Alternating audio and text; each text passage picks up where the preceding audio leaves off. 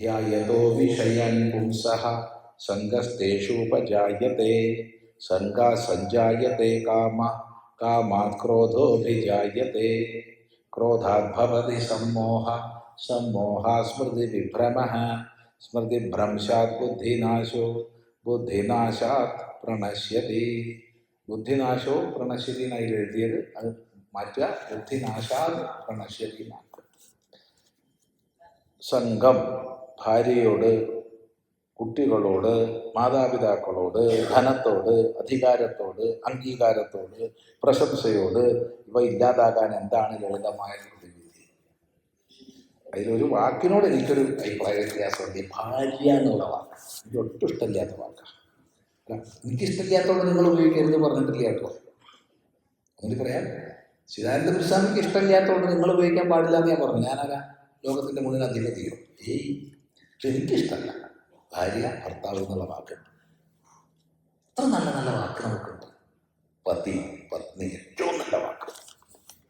പതിയും പത്നിയാണ് ഏറ്റവും നല്ല വാക്ക്. സഹധർമ്മി സഹധർമ്മിണി ആ വാക്ക്. ഈ ഭാര്യ എന്ന് പറഞ്ഞാൽ ഭരിക്കപ്പെടുന്നവൾ എന്നർത്ഥം. ആരാവും ഭരിക്കാൻ തന്നെ കയറിയിട്ട്? ഭർത്താവ് എന്ന് പറഞ്ഞാൽ ഭരിക്കുന്നവൻ എന്നർത്ഥം. എന്താ, നീ അവൻ്റെ അടിമ? വിവാഹം കഴിച്ചു എന്നുള്ളത് കൊണ്ട് ആരും ആരുടെയും അടിമയാവുന്നില്ല, ആരുടെയും വ്യക്തിത്വം ഇല്ലാതാവുന്നില്ല. അതുകൊണ്ട് ദയവ് ചെയ്ത് നമ്മൾ ഭാര്യമാരും ഭർത്താക്കന്മാരും ആകരുത്. ഇതെന്താവണം? ഏറ്റവും നല്ല വാക്ക് പതിയും പത്നിയുമാണ്. പത്തില് ഗതവും എന്നാണ് ധാതു. പത്തില് ഗതവും. അപ്പോൾ പതി പത്നി എന്ന് പറഞ്ഞാൽ ഏറ്റവും ഉയർന്ന മഹത്വപൂർണമായ ഒരു ജീവിത ലക്ഷ്യത്തിലേക്ക് ഒന്നിച്ച് സഞ്ചരിക്കുന്നവരാണ് പതിയും പത്നിയും. അത് നല്ല വാക്കാണ്. അല്ലെങ്കിൽ സഹധർമ്മിയും സഹധർമ്മിണിയാവാം, ഒന്നിച്ച് ധർമ്മം ചരിക്കുന്നവർ. അവയ്ക്കാവാം. ഭാര്യ വേണ്ട, ഭർത്താവും വേണ്ട. ഒരഭിപ്രായം കിട്ടുമോ? അല്ല, എനിക്ക് ഭർത്താവ് കൂടിയേ തീരൂ എന്നാണ് കേൾക്കോട്ടെ.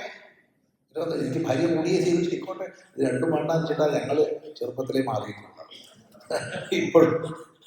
ഇപ്പോഴൊന്നും അല്ല, ചെറുപ്പത്തിലേ ഞങ്ങൾ ആദ്യം മാറിയിരിക്കുക. ഈ പരിപാടി വേണ്ട എന്ന് നിശ്ചയിച്ചിട്ട്. അതുകൊണ്ട് നമുക്ക് പറയാൻ അധികാരമില്ല. അപ്പോൾ സംഘം പത്നിയോട്, കുട്ടികളോട്, മാതാപിതാക്കളോട്, ധനത്തോട്, അധികാരത്തോട്, അംഗീകാരത്തോട്, പ്രശംസയോട്, എല്ലാത്തിനോടും സ്നേഹം വേണം. ഇവരെല്ലാവരെയും സ്നേഹിക്കാൻ കഴിയണം. അങ്ങേയറ്റത്തെ സ്നേഹം വേണം. പക്ഷേ സ്നേഹം സംഘമാവരുത്. ഏത് നിമിഷം സ്നേഹം സംഘമാകുന്നോ അപ്പോൾ അത് ദുഃഖകാരണമായി മാറും. സംഘം ഉണ്ടായിട്ട് വല്ല അർത്ഥമുണ്ടോ? എന്തെങ്കിലും അർത്ഥമുണ്ടോ എന്ന് ആലോചിച്ച് നോക്കോ. ഇപ്പൊ പോട്ടെ, കാറ്റ് പോട്ട സമയമായി ഈശാൻ. അല്ല, നമ്മൾ ഇന്നും സംഘമാണെന്നും പറഞ്ഞിരിക്കാൻ പറ്റുമോ? എപ്പോഴാ കാറ്റ് പോകുന്ന ആർക്കെങ്കിലും അറിയോ? പത്നി എന്നും പത്നിയാവുമോ?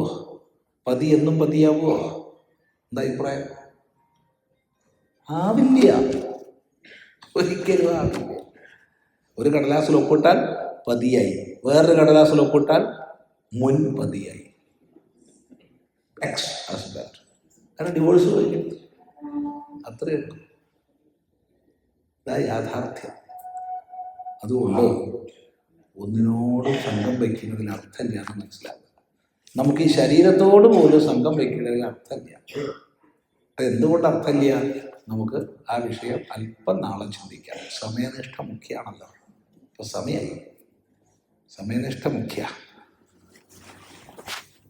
ഓം ഭദ്രം കർണേഭിഃ ശൃണുയാമ ദേവാഃ ഭദ്രം പശ്യേമക്ഷഭിർയജത്രാഃ സ്ഥിരൈരംഗൈസ്തുഷ്ടവാംസസ്തനൂഭിः വ്യശേമ ദേവഹിതം യദായുഃ സ്വസ്തി ന ഇന്ദ്രോ വൃദ്ധശ്രവാः സ്വസ്തി ന പൂഷാ വിശ്വവേദാः സ്വസ്തി നസ്താർക്ഷ്യോ അരിഷ്ടനേമി സ്വസ്തി നോ ബൃഹസ്പതിർദധാതു. ഓം ശാന്തി ശാന്തി ശാന്തി. ഓം ഗുരുബ്രഹ്മാ ഗുരുവിഷ്ണു ഗുരുദേവോ മഹേശ്വരഃ ഗുരു സാക്ഷാത് പരം ബ്രഹ്മ തസ്മൈ ശ്രീ ഗുരവേ നമഃ.